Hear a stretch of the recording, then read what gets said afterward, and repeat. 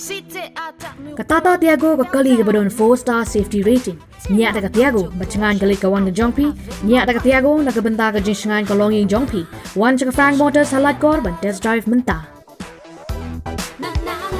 The all-new Tiago. It's seriously fun. Usketri katanat kakot kakya Uram Kumar hakakalai tari uyayong arja arpulai ulai thu bakidon Ngut Kiba yopang COVID Meghalaya batkila mandon shushu kibadang yoru Henry omdei ban kuslai namor bakipai ba kila sngotu kumno banyadanu COVID hadin balamat hakini kisnem balalej namarba COVID udang dan hadu gini kisngi ukumar ulong baga sorkar kadon kilat kibabiang banyada bansumar Bat kam don AA kadaw, ban kuslay, bat kabadon kam, kalong bakipaj ba kidey banyashim, ya kila jingada lupa, kamtam, kibadon, hakijaka, bakham don jingma. Meghalaya is very well we are prepared because in Meghalaya we are having a close look into the COVID cases. Today we have had 5 COVID cases and tomorrow we are expecting a similar number or slightly higher number. But the most important point is that we need to always have a look into that in terms of our preventive aspect.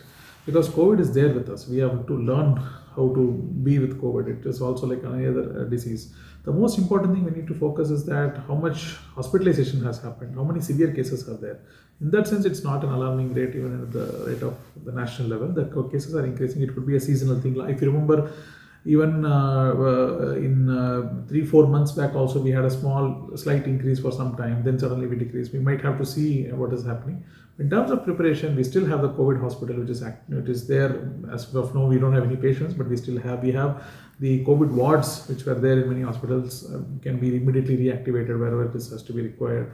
So, and we have created a lot of additional isolation centers. We have the 100-bedded facility even in near the Ganesha's hospital, which is in Tura, it has been created. So we have enough facilities in that sense. We should not have any issues even in that case. But I don't personally think it will be of that situation, and I hope it all will not be there. But we are taking, and our surveillance has been always on track, and we are checking whether these people are there. But as of now, it's not a big cause of concern. But we need to ensure that people with comorbidities or old age particularly, they are the ones who have to be more protected. That's something to be taken. Can you pause for a minute? I mean, as I said, we are having a look and close look into this. Maybe we will come up with a quick, after we'll have a state level meeting once, and then we'll check if there's any advisory to be issued and etc. Then we will come up with necessary advisory for the citizens so that it will be there. But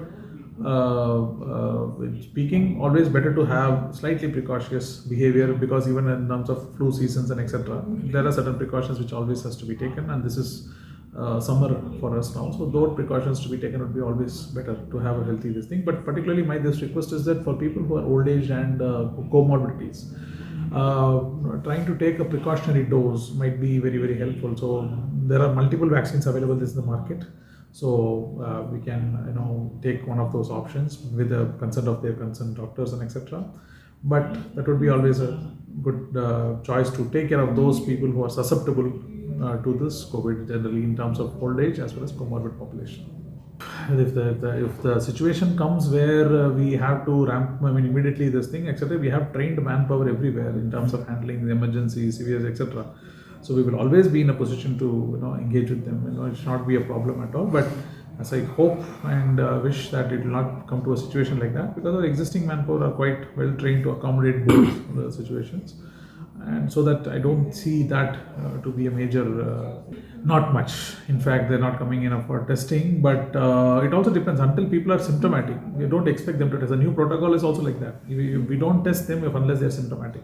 Asymptomatic cases are not even tested for. So only the symptomatic cases that are showing strong symptoms are the ones who are actually tested for, and otherwise they're not tested. So there is still a bit of stigma. I have not say that it is not there. There is still a bit of stigma of COVID and what happens with COVID and etc. But I just want to say that there is no stigma about it. It's like normal any other disease, and we just have to see what is to be and taken precautions.